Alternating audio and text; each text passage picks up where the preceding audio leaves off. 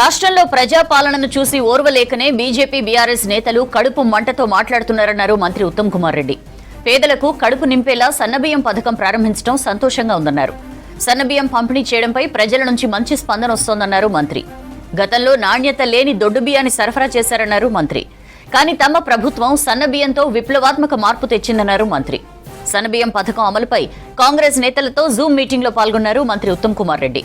సన్నబియ్యం అమలుకు సంబంధించిన వివరాలపై ఆరా తీశారు మంత్రి.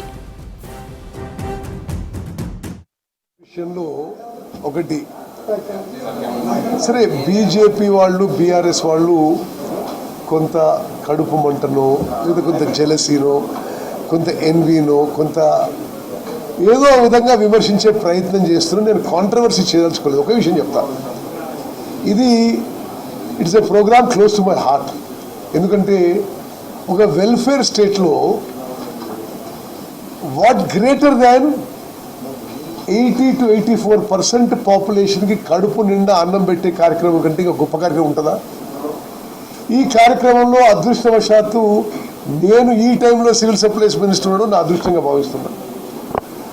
ఈ ప్రోగ్రాం నేను ఎంత ఇష్టపడే ప్రోగ్రాం అంటే, నేను ఈ ప్రోగ్రాం లాంచ్ ప్రారంభం గౌరవ ముఖ్యమంత్రి గారిని హుజూర్ నగర్ పిలిచి హుజూర్ నగర్లో భారీ బహిరంగ సభ ఏర్పాటు చేసి ఈ ప్రోగ్రాం లాంచ్ చేయడం జరిగింది. ఆ రోజు నుంచి ఈ రోజు వరకు, ఆ నిమిషం నుంచి నిమిషం వరకు అద్భుతమైన స్పందన. స్వతంత్ర భారతదేశంలో ఏ సంక్షేమ పథకానికి, ఏ వెల్ఫేర్ ప్రోగ్రాంకి రాని స్పందన ప్రజల నుంచి వస్తున్నది.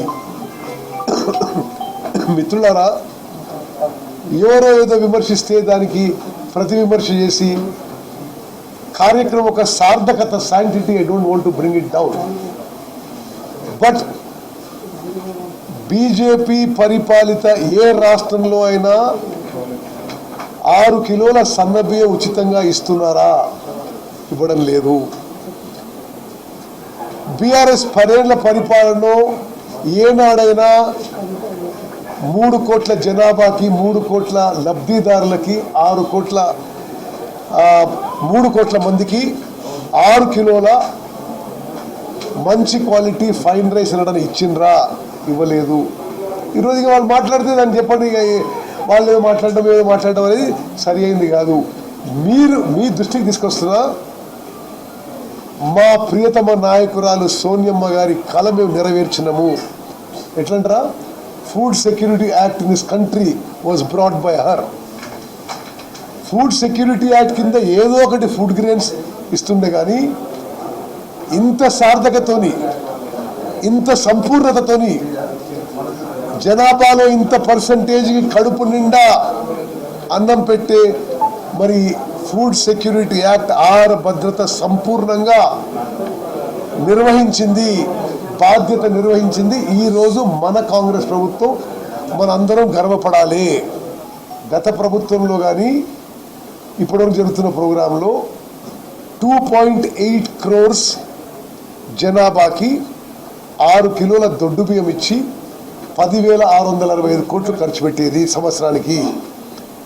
కానీ 70 నుంచి 80% ఆ దొడ్డు బియ్యము దారి మళ్ళీ అక్రమ వ్యాపారాలకు గురయ్యేది. రీసైక్లింగు, కోళ్ల ఫారాలకి అమ్మడము, అదేవిధంగా బీర్ కంపెనీలకు అమ్మడము, కాకినాడ ద్వారా ఎక్స్పోర్ట్ తప్పితే లబ్ధిదారులు తినకపోయేవాళ్ళు. Quality was not good and దొడ్డు బియ్యం. ఆ విషయంలో ముఖ్యమంత్రి రేవంత్ రెడ్డి గారు, ఉప ముఖ్యమంత్రి గారు, మంత్రివర్గం, నేను చర్చించి ఒక మరి విప్లవాత్మక మార్పు తీసుకోవడానికి నిర్ణయం తీసుకున్నాము.